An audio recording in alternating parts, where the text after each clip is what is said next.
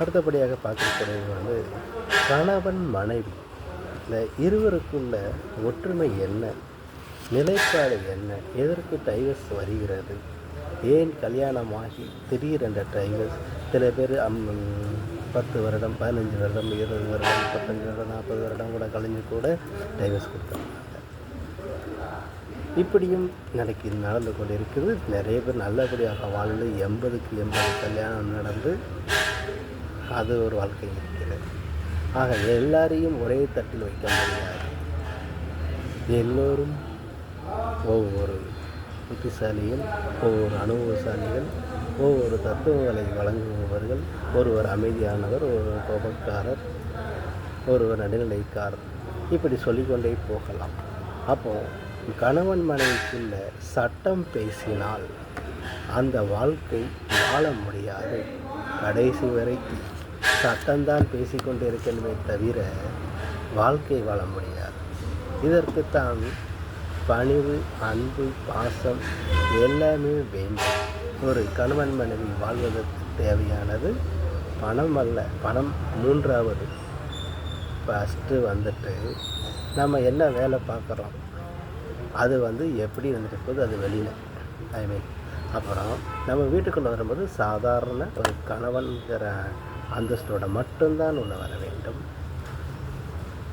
ஏன் இதை சொல்லுகிறேன், அழுத்தமாக சொல்லுகிறேன் என்றால், ஒரு சின்ன சின்ன தவறுகள் வரும்போது நான் யார் தெரியுமா, எனக்கு எல்லாம் தெரியும், நீ வாயப்பொத்து,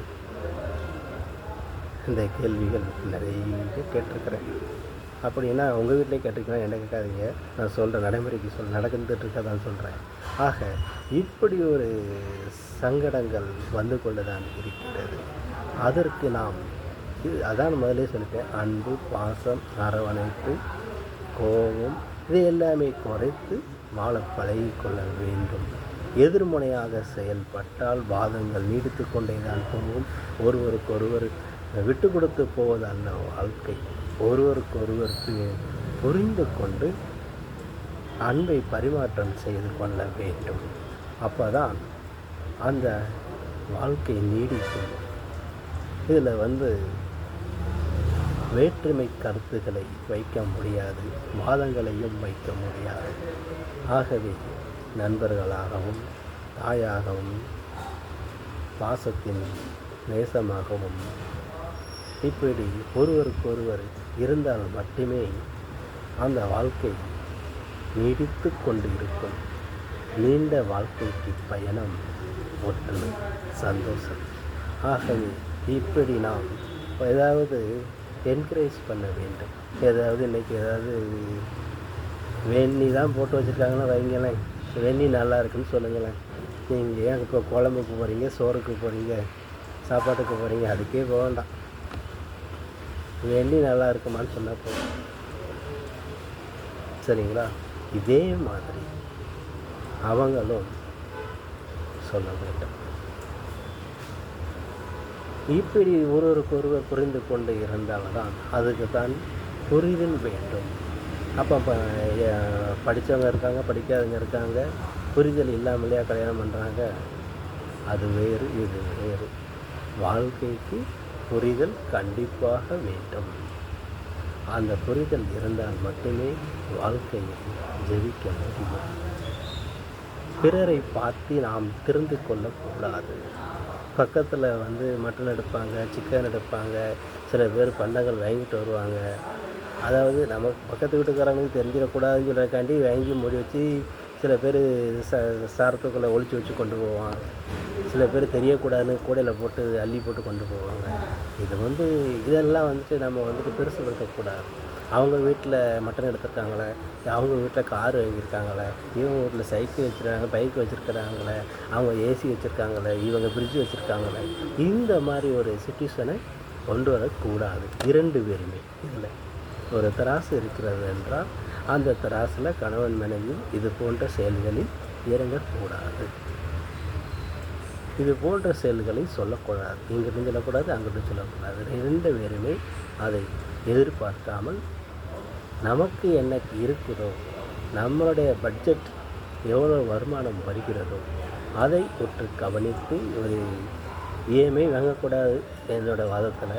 ஆனாலும் வழி இல்லாதவங்க வாங்கி தான் ஆவாங்க. அதை காலம் செய்த கோலம். இதற்கு வருமானம் எவ்வளோ இருக்கிறதோ அதற்கு தகுந்த மாதிரி செலவு செய்ய வேண்டும். நம்மால் இஎம்ஐ கட்ட முடியுமா முடியாதா என்று பார்க்கும்போது முடியும், என்னால் முடியும்னா வாங்கி கட்டு. அதாவது உன்னோட வருமானம் போக ஒரு பைசா வர வேண்டும். அந்த வரவு வந்தால் மட்டுமே நீ கட்ட முடியும் அப்படிங்கிறத கருத்தில் கட்டிக்கணும்.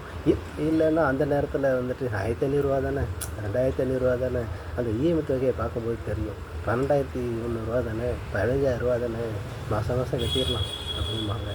2 மாதம் கட்டுவோம், 3ஆவது மாதம் தேதி வந்துடும், 5ஆந்தேதி வந்துடும், 10ஆந்தேதி கட்டணும்.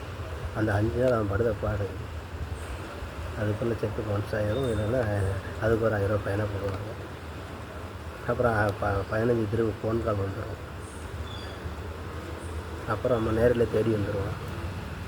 இப்படி சிச்சுவேஷன் வைக்காமல் என்ன தேவை இருக்கிறதோ அதை கரெக்டாக ஃபாலோ பண்ணி போனால் மட்டுமே நாம் செயல்படுத்த முடியும் வாழ்க்கையில். ஆக இந்த மாதிரி சிச்சுவேஷன்லாம் இருக்கிறது. அதனால் எந்த ஒரு பிரச்சனையாக இருந்தாலும் 2 பேரும் சமாதானமாக பேசி முடிவு எடுக்கணுமே தவிர இதிலிருந்து வேறு எந்த ஒரு மாற்று கருத்தும் திணிக்க முடியாது. 3வது நபர் உள்ளே வருவதை தடுக்க வேண்டும். முதலில் சொந்தக்காரங்க இருக்கலாம், மற்றவங்க யாராவது வந்தாங்கன்னா அவங்களுடைய ஆலோசனை பணி நடக்கிறது முற்றிலும் தவறான பட்சமாகும். இதுதான் என்னுடைய வாதம் என்று சொல்லிக்கொண்டு ஒற்றுமையாக வாழ்வோம், சந்தோஷமாக வாழ்வோம், 100 வயதை காண்டு வாழ்வோம் என்று சொல்லிக்கொண்டு வாழ்த்துக்கள் அனைவர்களுக்கும் என்று சொல்லி திருமணமானவர்களுக்கு அனைவருக்கும் எனது வாழ்த்துக்கள். நெல்லை மாவட்டத்திற்கு வாசகர் சார்பாக சிக்கனமாக செயல்படுத்துங்கள், வாழ்க்கை சொர்க்கமாகும். அந்த அளவுக்கு வாழ்க்கை நல்லா இருக்கணும்னா நிம்மதியாக படுத்த தூக்கம் வரணும், அவ்வளோதான். இப்போ அண்ணாமலை படத்தில் கட்டந்தரையில் படுத்தாலும் தூக்கம் வருமே, அது அந்த காலமே. இந்த காலத்திலேயும் கட்டந்தரையில் படுத்த தூக்கம் வரணும். அப்படி வாழ்க்கையை ஓட்டினா தான் நல்லபடியாக இருக்கும் என்று சொல்லிக்கொண்டு நன்றி, வணக்கம்.